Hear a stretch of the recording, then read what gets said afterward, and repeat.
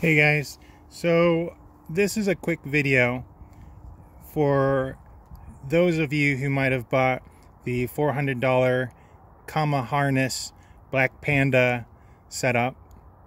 I know it's expensive, not many of you have that, and not many of you have that and a ZSS, but I've already sold 3 of my compatibility kits, and the reason for the need to have a compatibility kit is, well, this is what the kit looks like. It's RJ45 splitter and a custom 5-wire Ethernet cable that I crimped so that you can connect the ZSS, which is using the original fake Ethernet spec, to the newer spec that that Comma decided to use with the Comma Power V2 and the harness and all that good stuff.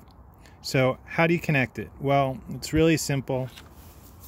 First off, just realize that all the ports, all 3 ports on this splitter, are all basically the same. So I already have this connected to one port. I'm going to just connect it to the ZSS, and that's snapped in nice.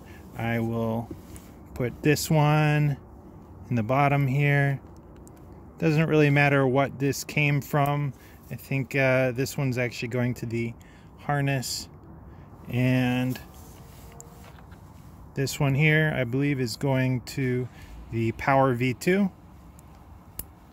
Connected that, and now I have the 3 LEDs are on with the ZSS. Just shove this in here,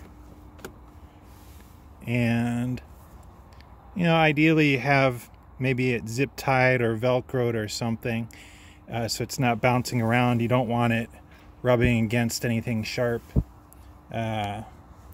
so it's kind of sharp. You don't want wires rubbing up against it. But anyway, this is just a demonstration. This is my preferred alternate location for the ZSS installation. The ZSS Signature Edition, smaller version here. The other people who have the original batch one, they're kind of out of luck as far as moving it to this location, because that one's a little bit bigger and it's got a shorter cable.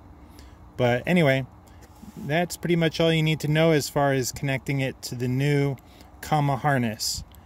Thank you. Bye.